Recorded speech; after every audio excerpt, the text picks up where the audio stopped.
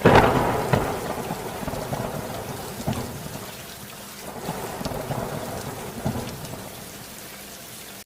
भगवान, अब मैं क्या करूं? इस तूफान बारिश में मेरा घर तो टूट के बिखर गया।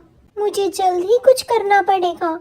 बहुत जल्द मेरे अंडे भी मेरे साथ होंगे।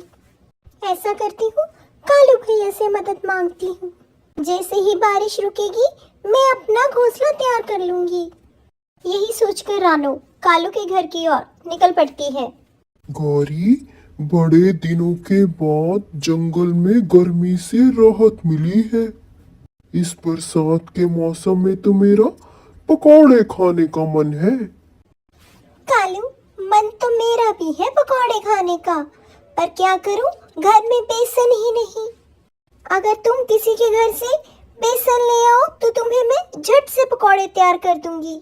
तभी उनके दरवाजे पर दस्तक होती है। कालू, देखे तो जरा कौन आया है इतनी बरसात में भला। रानू, तुम क्या हो गया तुम्हें? क्यों आई हो इतनी बारिश में? क्या बताऊं गौरी बहन, इस बारिश ने तो मेरा घर ही तबाह कर दिया। मैं अब बेघर हो चुकी हूँ।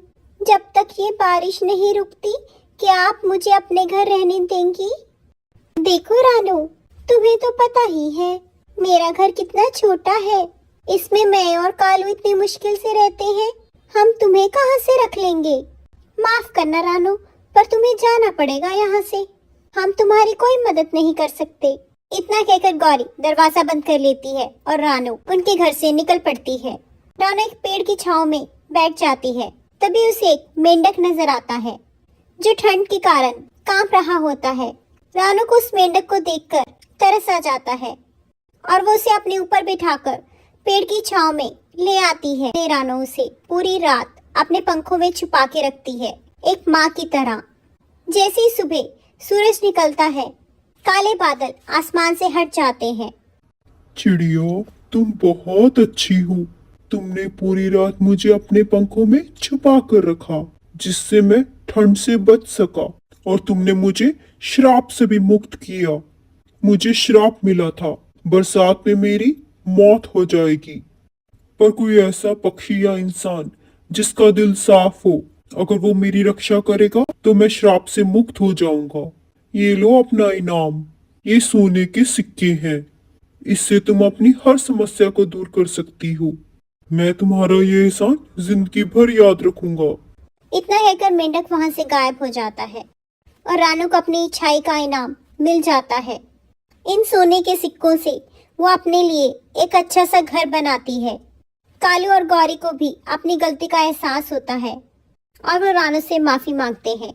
इसलिए दोस्तों, हमेशा हमें दूसरों की मदद करनी चाहिए और ऐसी दिलचस्प कहानियां सुनने के लिए हमारे चैनल को सब्सक्राइब करना मत भूलिएगा। जंगल में बढ़ती सर्दी, वही आग का मजा उठाते सारे पक्षी एक दूसरे से बातें कर मूंगफलियों का आनंद ले रहे थे।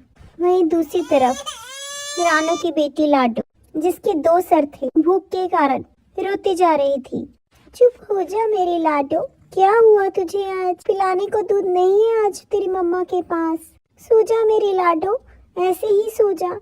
रानू, जो माता रानी पर बहुत विश्वास रखती थी, उसे पता था एक ना एक दिन माता रानी उसकी जरूर सुनेगी। वो दिन रात माता रानी की भक्ति करती ताकि उसके घर की गरीबी दूर हो सके। रानू की भक्ति से प्रसन्न होकर माता रानी ने लाडो को आशीर्वाद दिया। उसके 2 सर वाला अनोखा रूप उसकी शक्तियों का प्रमाण होगा और वही करेगी रानू की गरीबी का अंत। कुछ दिनों में ही लाडो, रानू की बेटी, बड़ी हो गई।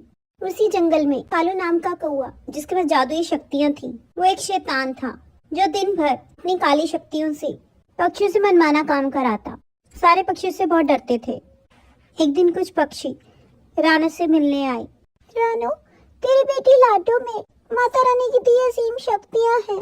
तेरी बेटी ही हमें इस सालिम कौवे से बचा सकती है। हमारी मदद कर दे रानू। तभी लाडो आ जाती है। मौसी, मैं आपकी मदद जरूर करूंगी, आप चिंता मत कीजिए। लाडो, तुम आ गई। तुम मारोगी मुझे। जानते हो, मैं काली शक्तियों का सौदागर हूँ।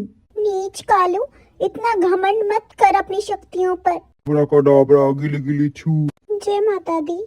ये कहकर लाडो और कालू में खूब घमसान युद्ध होता है, लेकिन आखिरकार अच्छाई की जीत होती है और कालू का अंत।